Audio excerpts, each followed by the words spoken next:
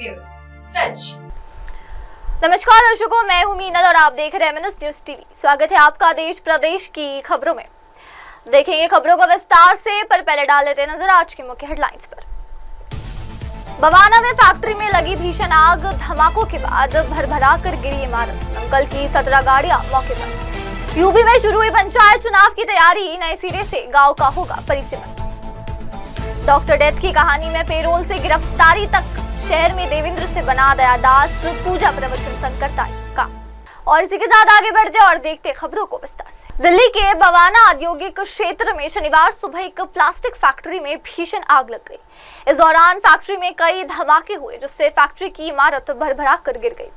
गनीमत है कि इसमें अभी तक किसी के हताहत होने की सूचना नहीं है।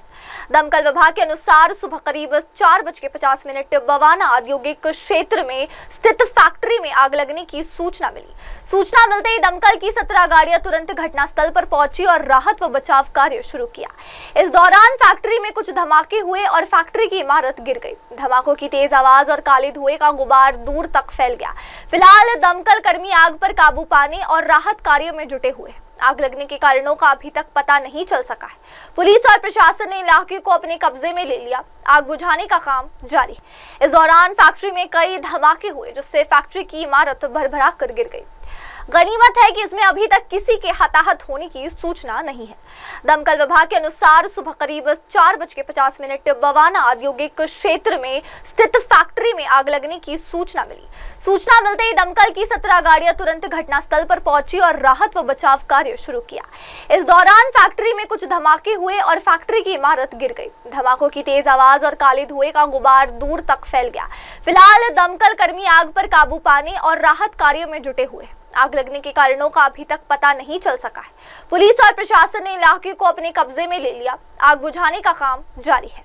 इस दौरान फैक्ट्री में कई धमाके हुए, जिससे फैक्ट्री की इमारत भरभरा कर गिर गई। गनीमत है कि इसमें अभी तक किसी के हताहत होने की सूचना नहीं है। दमकल विभाग के अनुसार सुबह करीब 4:50 बवाना औद्योगिक क्षेत्र में स्थित फैक्ट्री में आग लगने की सूचना मिली। सूचना मिलते ही दमकल की 17 गाड़ियां तुरंत घटनास्थल पर पहुंची और राहत व बचाव कार्य शुरू किया। इस दौरान फैक्ट्री में कुछ धमाके हुए और फैक्ट्री की इमारत गिर गई। धमाकों की तेज आवाज और काले धुएं का गुबार दूर तक फैल गया। फिलहाल दमकल कर्मी आग पर काबू पाने और राहत कार्यों में जुटे हुए। आग लगने के कारणों का अभी तक पता नहीं चल सका है।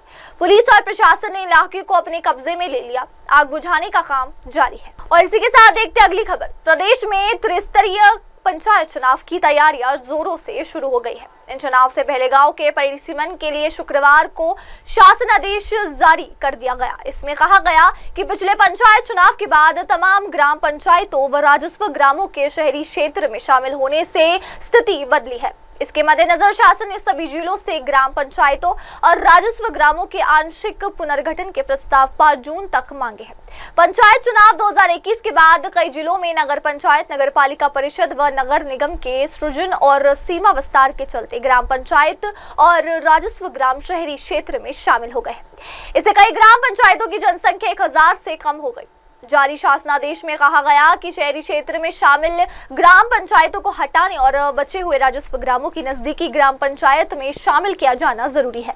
ग्राम पंचायतों की पूर्व में जारी अधिसूचना को संशोधित किया जाना भी आवश्यक है। उत्तर प्रदेश पंचायत राज अधिनियम के अनुसार राज्य सरकार 1000 आबादी वाले ग्राम या ग्रामों के समूह को पंचायत क्षेत्र घोषित कर सकती है। ग्राम पंचायतों के पुनर्गठन में इस बात का ध्यान रखा जाएगा कि अगर ऐसी ग्राम पंचायत जिसका एक राजस्व ग्राम नगरीय निकाय में शामिल हो गया और केवल एक ही राजस्व ग्राम बचा है और वो ग्राम पंचायत बनाने का मानक पूरा नहीं करता, तो उसे नजदीकी ग्राम पंचायत में शामिल कर दिया जाएगा। इन चुनाव से पहले गांव के परिसीमन के लिए शुक्रवार को शासन आदेश जारी कर दिया गया। इसमें कहा गया कि पिछले पंचायत चुनाव के बाद तमाम ग्राम पंचायतों व राजस्व ग्रामों के शहरी क्षेत्र में शामिल होने से स्थिति बदली है। इसके मद्देनजर शासन ने सभी जिलों से ग्राम पंचायतों और राजस्व ग्रामों के आंशिक पुनर्गठन के प्रस्ताव 5 जून तक मांगे हैं। पंचायत चुनाव 2021 के बाद कई जिलों में नगर पंचायत, नगर पालिका परिषद व नगर निगम के सृजन और सीमा विस्तार के चलते ग्राम पंचायत और राजस्व ग्राम शहरी क्षेत्र में शामिल हो गए। इससे कई ग्राम पंचायतों की जनसंख्या 1000 से कम हो गई। जारी शासनादेश में कहा गया कि शहरी क्षेत्र में शामिल ग्राम पंचायतों को हटाने और बचे हुए राजस्व ग्रामों की नजदीकी ग्राम पंचायत में शामिल किया जाना जरूरी है। ग्राम पंचायतों की पूर्व में जारी अधिसूचना को संशोधित किया जाना भी आवश्यक है।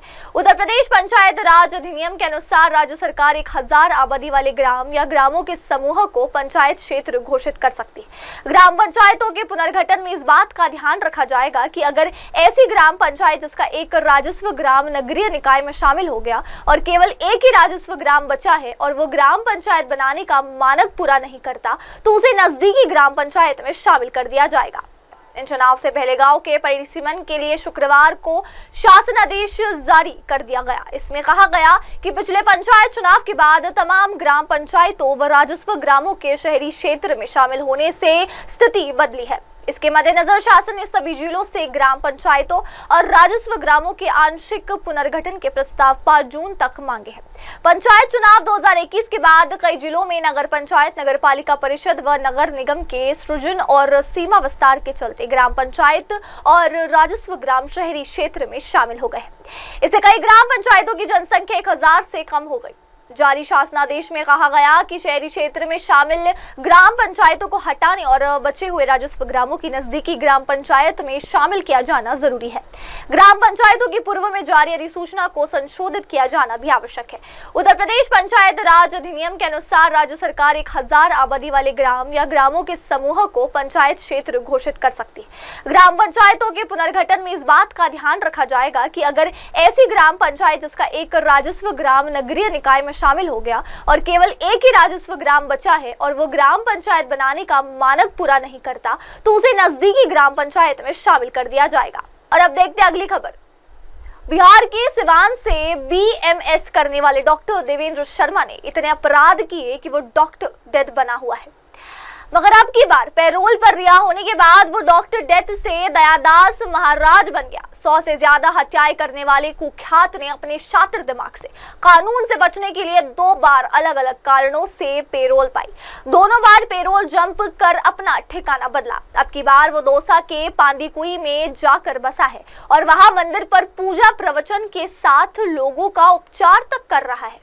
सुबह 4 बजे उठकर वो सबसे पहले पूजा पाठ करता था, इसके बाद प्रवचन करता था, फिर इलाज करता था। वो 2 से 3 हजार रुपए प्रति मरीज से लेकर हर तरह की बीमारियों के इलाज का दावा करता था। उसने एक वृद्धाश्रम बनाने के लिए भवन किराए पर ले लिया था, मगर 2 वर्ष के प्रयास में पकड़ा गया। हालांकि दूसरी बार पैरोल जंप के करने के चलते कानून के जानकार कहते हैं कि शायद ही उसे अब भविष्य में कभी भी पैरोल मिल पाए।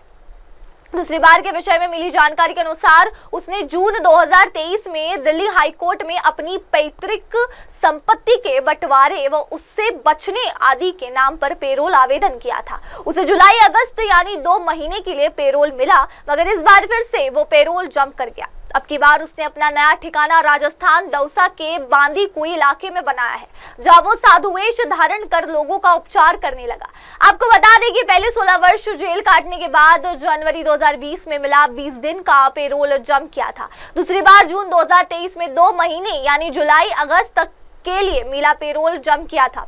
72 घंटों तक के लिए डीएम की संस्तुति पर कारागार प्रशासन, 1 महीने तक के लिए शासन, उससे अधिक के लिए अदालत से पैरोल मिलता है। मगर अब की बार पैरोल पर रिहा होने के बाद वो डॉक्टर डेथ से दयादास महाराज बन गया। 100 से ज्यादा हत्याएं करने वाले कुख्यात ने अपने शातिर दिमाग से कानून से बचने के लिए 2 बार अलग अलग कारणों से पैरोल पाई। दोनों बार पैरोल जंप कर अपना ठिकाना बदला। अब की बार वो दौसा के पांदीकुई में जाकर बसा है और वहां मंदिर पर पूजा प्रवचन के साथ लोगों का उपचार तक कर रहा है। सुबह 4 बजे उठकर वो सबसे पहले पूजा पाठ करता था, इसके बाद प्रवचन करता था, फिर इलाज करता था। वो 2 से 3 हजार रुपए प्रति मरीज से लेकर हर तरह की बीमारियों के इलाज का दावा करता था। उसने एक वृद्धाश्रम बनाने के लिए भवन किराए पर ले लिया था, मगर 2 वर्ष के प्रयास में पकड़ा गया। हालांकि दूसरी बार पैरोल जंप के करने के चलते कानून के जानकार कहते हैं कि शायद ही उसे अब भविष्य में कभी भी पैरोल मिल पाए।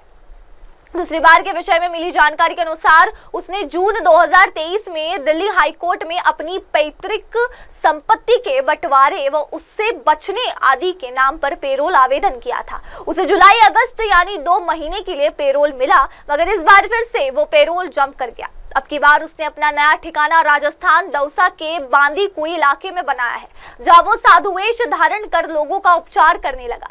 आपको बता दें कि पहले 16 वर्ष जेल काटने के बाद जनवरी 2020 में मिला 20 दिन का पेरोल जंप किया था। दूसरी बार जून 2023 में 2 महीने यानी जुलाई अगस्त तक के लिए मिला पेरोल जम किया था। 72 घंटों तक के लिए डीएम की संस्तुति पर कारागार प्रशासन, 1 महीने तक के लिए शासन, उससे अधिक के लिए अदालत से पेरोल मिलता है। मगर अब की बार पेरोल पर रिहा होने के बाद वो डॉक्टर डेथ से दयादास महाराज बन गया। 100 से ज्यादा हत्याएं करने वाले कुख्यात ने अपने शातिर दिमाग से कानून से बचने के लिए 2 बार अलग अलग कारणों से पेरोल पाई। दोनों बार पेरोल जंप कर अपना ठिकाना बदला। अब की बार वो दौसा के बांदीकुई में जाकर बसा है और वहां मंदिर पर पूजा प्रवचन के साथ लोगों का उपचार तक कर रहा है। सुबह 4 बजे उठकर वो सबसे पहले पूजा पाठ करता था, इसके बाद प्रवचन करता था, फिर इलाज करता था। वो 2 से 3 हजार रुपए प्रति मरीज से लेकर हर तरह की बीमारियों के इलाज का दावा करता था। उसने एक वृद्धाश्रम बनाने के लिए भवन किराए पर ले लिया था, मगर 2 वर्ष के प्रयास में पकड़ा गया। हालांकि दूसरी बार पेरोल जंप के करने के चलते कानून के जानकार कहते हैं कि शायद ही उसे अब भविष्य में कभी भी पेरोल मिल पाए। दूसरी बार के विषय में मिली जानकारी के अनुसार उसने जून 2023 में दिल्ली हाईकोर्ट में अपनी पैतृक संपत्ति के बंटवारे व उससे बचने आदि के नाम पर पेरोल आवेदन किया था। उसे जुलाई अगस्त यानी 2 महीने के लिए पेरोल मिला, मगर इस बार फिर से वो पेरोल जंप कर गया। अब की बार उसने अपना नया ठिकाना राजस्थान दौसा के बांदीकुई इलाके में बनाया है, जहां वो साधु वेश धारण कर लोगों का उपचार करने लगा। आपको बता दें कि पहले 16 वर्ष जेल काटने के बाद जनवरी 2020 में मिला 20 दिन का पेरोल जंप किया था। दूसरी बार जून 2023 में 2 महीने यानी जुलाई अगस्त तक के लिए मिला पेरोल जम किया था। 72 घंटों तक के लिए डीएम की संस्तुति पर कारागार प्रशासन, 1 महीने तक के लिए शासन, उससे अधिक के लिए अदालत से पेरोल मिलता है। और अब देखते हैं अगली खबर। बॉलीवुड अभिनेत्री आलिया भट्ट ने पीदी रात खान में अपना शानदार डेब्यू किया। कलर के फ्लोरल गाउन में दिखी इस बार कांस की रेड कार्पेट पर उतरने वाली आलिया का कांस से दूसरा लुक भी सामने आया है। इस बार आलिया ब्लैक ड्रेस में अपनी खूबसूरती का जलवा बिखेरते हुए नजर आ रही। अपने दूसरे लुक में आलिया नीले रंग की ज्वेलरी से सजे James Ted Armani Privi gown में नजर आई। आलिया के इस लुक को रिया कपूर ने स्टाइल किया था। आउटफिट आलिया भट्ट को काफी स्लीक लुक दे रहा था। गाउन के ऊपरी भाग में ब्लू कलर के जेम स्टोन लगाए गए और बाकी के गाउन को छोटे छोटे चमकदार स्टोन्स से सजाया गया है। आलिया भट्ट ने इस ब्यूटीफुल गाउन के साथ मैचिंग कलर के ब्लू स्टोन इयररिंग्स पहने थे। इसके साथ ही आलिया ने मैचिंग हेड पीस पहना था और एक डायमंड रिंग भी पहनी थी। इस दौरान एक्ट्रेस ने नो मेकअप लुक कैरी करने का तय किया, जिसमें उन्होंने न तो कोई बोल्ड लिपस्टिक लगाई और न ही हाई कलर टोन लिया। इससे पहले आलिया भट्ट ने आइवरी न्यूड शियापरली ड्रेस में कांस की रेड कार्पेट पर अपना डेब्यू किया था। पीच कलर की फ्लोरल डिजाइन गाउन में आलिया बेहद खूबसूरत नजर आई। कांस में अपने डेब्यू के आलिया ने इटालियन डिजाइनर एल्सा शियापरेली के डिजाइन किए गए गाउन को पहना है। कलर के फ्लोरल गाउन में दिखी इस बार कांस की रेड कार्पेट पर उतरने वाली आलिया का कांस से दूसरा लुक भी सामने आया है। इस बार आलिया ब्लैक ड्रेस में अपनी खूबसूरती का जलवा बिखेरते हुए नजर आ रही। अपने दूसरे लुक में आलिया नीले रंग की ज्वेलरी से सजे James Ted Armani Privi gown में नजर आई। आलिया के इस लुक को रिया कपूर ने स्टाइल किया था। आउटफिट आलिया भट्ट को काफी स्लीक लुक दे रहा था। गाउन के ऊपरी भाग में ब्लू कलर के जेम स्टोन लगाए गए और बाकी के गाउन को छोटे छोटे चमकदार स्टोन्स से सजाया गया है। आलिया भट्ट ने इस ब्यूटीफुल गाउन के साथ मैचिंग कलर के ब्लू स्टोन इयररिंग्स पहने थे। इसके साथ ही आलिया ने मैचिंग हेड पीस पहना था और एक डायमंड रिंग भी पहनी थी। इस दौरान एक्ट्रेस ने नो मेकअप लुक कैरी करने का तय किया, जिसमें उन्होंने न तो कोई बोल्ड लिपस्टिक लगाई और न ही हाई कलर टोन लिया। इससे पहले आलिया भट्ट ने आइवरी न्यूड शियापरली ड्रेस में कांस की रेड कार्पेट पर अपना डेब्यू किया था। पीच कलर की फ्लोरल डिजाइन गाउन में आलिया बेहद खूबसूरत नजर आई। कांस में अपने डेब्यू के आलिया ने इटालियन डिजाइनर एल्सा शियापरेली के डिजाइन किए गए गाउन को पहना है। कलर के फ्लोरल गाउन में दिखी इस बार कांस की रेड कार्पेट पर उतरने वाली आलिया का कांस से दूसरा लुक भी सामने आया है। इस बार आलिया ब्लैक ड्रेस में अपनी खूबसूरती का जलवा बिखेरते हुए नजर आ रही। अपने दूसरे लुक में आलिया नीले रंग की ज्वेलरी से सजे James Ted Armani Privi gown में नजर आई। आलिया के इस लुक को रिया कपूर ने स्टाइल किया था। आउटफिट आलिया भट्ट को काफी स्लीक लुक दे रहा था। गाउन के ऊपरी भाग में ब्लू कलर के जेम स्टोन लगाए गए और बाकी के गाउन को छोटे छोटे चमकदार स्टोन्स से सजाया गया है। आलिया भट्ट ने इस ब्यूटीफुल गाउन के साथ मैचिंग कलर के ब्लू स्टोन इयररिंग्स पहने थे। इसके साथ ही आलिया ने मैचिंग हेड पीस पहना था और एक डायमंड रिंग भी पहनी थी। इस दौरान एक्ट्रेस ने नो मेकअप लुक कैरी करने का तय किया, जिसमें उन्होंने न तो कोई बोल्ड लिपस्टिक लगाई और न ही हाई कलर टोन लिया। इससे पहले आलिया भट्ट ने आइवरी न्यूड शियापरली ड्रेस में कांस की रेड कार्पेट पर अपना डेब्यू किया था। पीच कलर की फ्लोरल डिजाइन गाउन में आलिया बेहद खूबसूरत नजर आई। कैंस में अपने डेब्यू के आलिया ने इटालियन डिजाइनर एल्सा शियापरेली के डिजाइन किए गए गाउन को पहना है। और अब इसी के साथ देखते हैं अगली खबर। अब आंदोलन करने वाले बिजली कर्मियों को बिना जांच के ही बर्खास्त किया जा सकेगा। नियुक्ति प्राधिकारी को बर्खास्तगी के साथ ही पद से हटाने, पदावनीति करने का भी अधिकार दे दिया गया है। इसके लिए पावर कॉर्पोरेशन की कार्मिक विनियमावली 2020 में संशोधन किया गया। पूर्वांचल एवं दक्षिणांचल के निजीकरण प्रस्ताव को लेकर बिजली कर्मियों की ओर से विरोध प्रदर्शन किया जा रहा है। 29 मई से अनिश्चितकालीन कार्य बहिष्कार की चेतावनी दी गई। ऐसे में पावर कॉर्पोरेशन निदेशक मंडल की बृहस्पतिवार को हुई बैठक में कार्मी संशोधन कर दिया गया। अब इसे पावर कॉर्पोरेशन कार्मिक विनियमावली 2025 नाम दिया गया है। सेवा विनियमावली में संशोधन पर बिजली कर्मचारी संयुक्त संघर्ष समिति के पदाधिकारियों ने आक्रोश जताया। पदाधिकारी संजय सिंह चौहान, जितेंद्र सिंह गुज्जर ने कहा कि 5वें संशोधन के जरिए कॉर्पोरेशन प्रबंधन ने शांतिपूर्वक आंदोलन करने वाले बिजली कर्मियों के खिलाफ बर्खास्तगी, पद से हटाने का अधिकार हासिल कर लिया। यह आदेश पूरी तरह से अलोकतांत्रिक, तानाशाही और मौलिक अधिकारों का हनन है। उन्होंने मुख्यमंत्री मामले में हस्तक्षेप की अपील की। नियुक्ति प्राधिकारी को बर्खास्तगी के साथ ही पद से हटाने, पदावनीति करने का भी अधिकार दे दिया गया है। इसके लिए पावर कॉर्पोरेशन की कार्मिक विनियमावली 2020 में संशोधन किया गया। पूर्वांचल एवं दक्षिणांचल के निजीकरण प्रस्ताव को लेकर बिजली कर्मियों की ओर से विरोध प्रदर्शन किया जा रहा है। 29 मई से अनिश्चितकालीन कार्य बहिष्कार की चेतावनी दी गई। ऐसे में पावर कॉर्पोरेशन निदेशक मंडल की बृहस्पतिवार को हुई बैठक में कार्मी संशोधन कर दिया गया। अब इसे पावर कॉर्पोरेशन कार्मिक विनियमावली 2025 नाम दिया गया है। सेवा विनियमावली में संशोधन पर बिजली कर्मचारी संयुक्त संघर्ष समिति के पदाधिकारियों ने आक्रोश जताया। पदाधिकारी संजय सिंह चौहान, जितेंद्र सिंह गुज्जर ने कहा कि 5वें संशोधन के जरिए कॉर्पोरेशन प्रबंधन ने शांतिपूर्वक आंदोलन करने वाले बिजली कर्मियों के खिलाफ बर्खास्तगी, पद से हटाने का अधिकार हासिल कर लिया। यह आदेश पूरी तरह से अलोकतांत्रिक, तानाशाही और मौलिक अधिकारों का हनन है। उन्होंने मुख्यमंत्री मामले में हस्तक्षेप की अपील की। नियुक्ति प्राधिकारी को बर्खास्तगी के साथ ही पद से हटाने, पदावनीति करने का भी अधिकार दे दिया गया है। इसके लिए पावर कॉर्पोरेशन की कार्मिक विनियमावली 2020 में संशोधन किया गया। पूर्वांचल एवं दक्षिणांचल के निजीकरण प्रस्ताव को लेकर बिजली कर्मियों की ओर से विरोध प्रदर्शन किया जा रहा है। 29 मई से अनिश्चितकालीन कार्य बहिष्कार की चेतावनी दी गई। ऐसे में पावर कॉर्पोरेशन निदेशक मंडल की बृहस्पतिवार को हुई बैठक में कार्मी संशोधन कर दिया गया। अब इसे पावर कॉर्पोरेशन कार्मिक विनियमावली 2025 नाम दिया गया है। सेवा विनियमावली में संशोधन पर बिजली कर्मचारी संयुक्त संघर्ष समिति के पदाधिकारियों ने आक्रोश जताया। पदाधिकारी संजय सिंह चौहान, जितेंद्र सिंह गुज्जर ने कहा कि 5वें संशोधन के जरिए कॉर्पोरेशन प्रबंधन ने शांतिपूर्वक आंदोलन करने वाले बिजली कर्मियों के खिलाफ बर्खास्तगी, पद से हटाने का अधिकार हासिल कर लिया। यह आदेश पूरी तरह से अलोकतांत्रिक, तानाशाही और मौलिक अधिकारों का हनन है। उन्होंने मुख्यमंत्री मामले में हस्तक्षेप की अपील की। और अब देखते हैं अगली खबर। भारतीय टीम के मुख्य कोच गौतम गंभीर ने इस बात की स्वीकार किया है कि विराट कोहली और रोहित शर्मा की अनुपस्थिति टीम के लिए चुनौतीपूर्ण होगी, लेकिन इन दोनों खिलाड़ियों के टेस्ट से संन्यास ने अन्य लोगों के लिए दरवाजे खोल दिए। कोहली और रोहित ने इस महीने एक सप्ताह के अंत लाल गेंद के प्रारूप को अलविदा कह दिया। इन दोनों ने उस वक्त ये फैसला लिया जब भारत को अगले महीने 5 मैचों की टेस्ट सीरीज के लिए इंग्लैंड का दौरा करना है। माना जा रहा है कि इंग्लैंड दौरे के लिए शनिवार को मुंबई में टीम की घोषणा की जाएगी। गंभीर ने कहा, मुझे लगता है कि आपको कब करियर शुरू करना है और कब इसे समाप्त करना है, ये किसी का भी व्यक्तिगत फैसला है। इसमें दखल देने का किसी का भी अधिकार नहीं है, चाहे वो कोच हो या चयनकर्ता या देश में किसी को भी किसी खिलाड़ी से ये कहने का अधिकार नहीं कि उसे कब संन्यास लेना है और कब नहीं। रोहित के संन्यास लेने से अब भारत को नए टेस्ट कप्तान की तलाश है। साथ ही टीम में 2 अनुभवी बल्लेबाज नहीं होंगे और गंभीर ने इस बात को भी स्वीकार किया कि इस कमी को पूरा करना आसान भी नहीं होगा।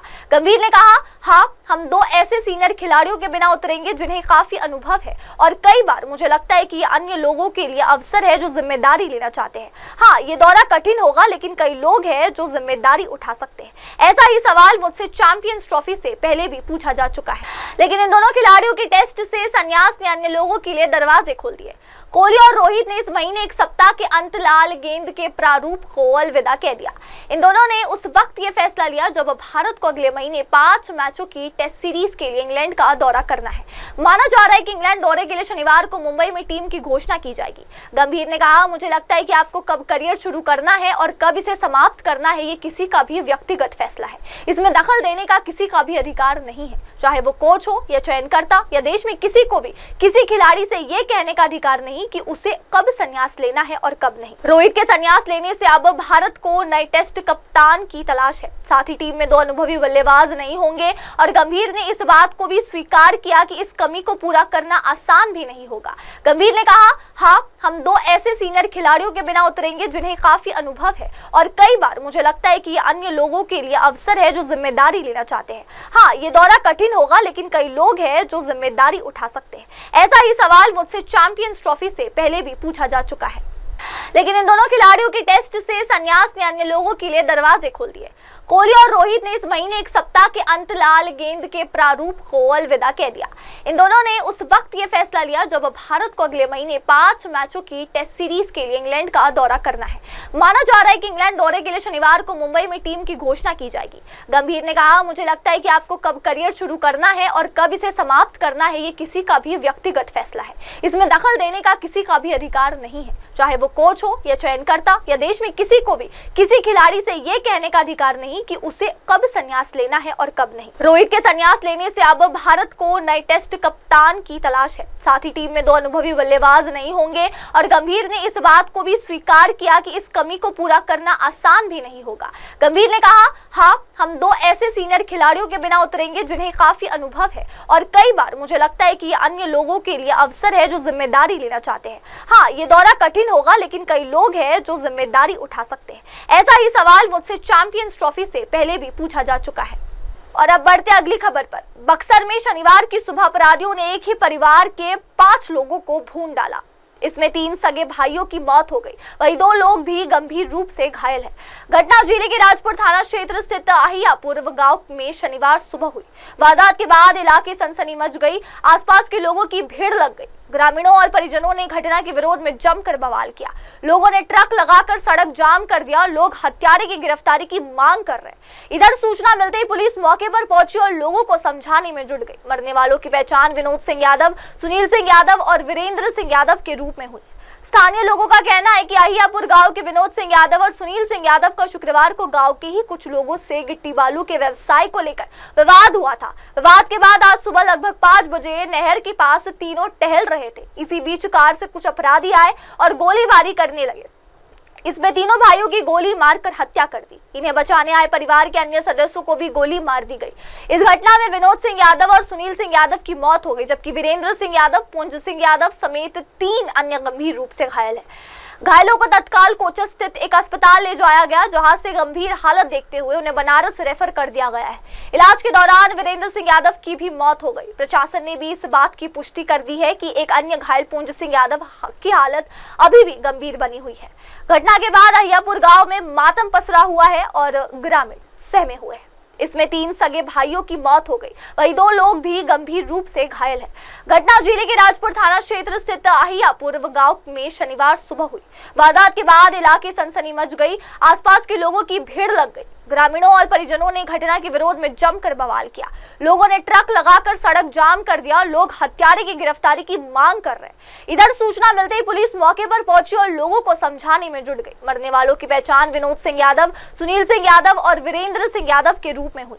स्थानीय लोगों का कहना है कि अहियापुर गांव के विनोद सिंह यादव और सुनील सिंह यादव का शुक्रवार को गांव के ही कुछ लोगों से गिट्टी बालू के व्यवसाय को लेकर विवाद हुआ था। विवाद के बाद आज सुबह लगभग 5 बजे नहर के पास तीनों टहल रहे थे। इसी बीच कार से कुछ अपराधी आए और गोलीबारी करने लगे। इसमें तीनों भाइयों की गोली मारकर हत्या कर दी। इन्हें बचाने आए परिवार के अन्य सदस्यों को भी गोली मार दी गई। इस घटना में विनोद सिंह यादव और सुनील सिंह यादव की मौत हो गई, जबकि वीरेंद्र सिंह यादव, पुंज सिंह यादव समेत 3 अन्य गंभीर रूप से घायल हैं। घायलों को तत्काल कोचस स्थित एक अस्पताल ले जाया गया, जहां से गंभीर हालत देखते हुए उन्हें बनारस रेफर कर दिया गया है। इलाज के दौरान वीरेंद्र सिंह यादव की भी मौत हो गई। प्रशासन ने भी इस बात की पुष्टि कर दी है कि एक अन्य घायल पुंज सिंह यादव की हालत अभी भी गंभीर बनी हुई है। घटना के बाद अहियापुर गांव में मातम पसरा हुआ है और ग्रामीण सहमे हुए हैं। इसमें 3 सगे भाइयों की मौत हो गई, वहीं 2 लोग भी गंभीर रूप से घायल हैं। घटना जिले के राजपुर थाना क्षेत्र स्थित अहियापुर गांव में शनिवार सुबह हुई। वारदात के बाद इलाके सनसनी मच गई, आसपास के लोगों की भीड़ लग गई। ग्रामीणों और परिजनों ने घटना के विरोध में जमकर बवाल किया। लोगों ने ट्रक लगाकर सड़क जाम कर दिया। लोग हत्यारे की गिरफ्तारी की मांग कर रहे हैं। इधर सूचना मिलते ही पुलिस मौके पर पहुंची और लोगों को समझाने में जुट गई। मरने वालों की पहचान विनोद सिंह यादव, सुनील सिंह यादव और वीरेंद्र सिंह यादव के रूप में हुई। स्थानीय लोगों का कहना है कि अहियापुर गांव के विनोद सिंह यादव और सुनील सिंह यादव का शुक्रवार को गांव के ही कुछ लोगों से गिट्टी बालू के व्यवसाय को लेकर विवाद हुआ था। विवाद के बाद आज सुबह लगभग 5 बजे नहर के पास तीनों टहल रहे थे। इसी बीच कार से कुछ अपराधी आए और गोलीबारी करने लगे। इसमें तीनों भाइयों की गोली मारकर हत्या कर दी। इन्हें बचाने आए परिवार के अन्य सदस्यों को भी गोली मार दी गई। इस घटना में विनोद सिंह यादव और सुनील सिंह यादव की मौत हो गई, जबकि वीरेंद्र सिंह यादव, पुंज सिंह यादव समेत 3 अन्य गंभीर रूप से घायल हैं। घायलों को तत्काल कोचस स्थित एक अस्पताल ले जाया गया, जहां से गंभीर हालत देखते हुए उन्हें बनारस रेफर कर दिया गया है। इलाज के दौरान वीरेंद्र सिंह यादव की भी मौत हो गई। प्रशासन ने भी इस बात की पुष्टि कर दी है कि एक अन्य घायल पुंज सिंह यादव की हालत अभी भी गंभीर बनी हुई है। घटना के बाद अहियापुर गांव में मातम पसरा हुआ है और ग्रामीण सहमे हुए हैं। और इसी के साथ लेते एक छोटा सा ब्रेक के बाद लौटेंगे और जानेंगे देश विदेश की तमाम खबरें। तब तक के लिए आप देखते रहिए MNS न्यूज टीवी। नमस्कार। हाय हेलो नमस्कार, मैं हूं पंकज विष्णु और आप देख रहे हैं MNS न्यूज। आप देख रहे हैं MNS न्यूज, सच जरूर।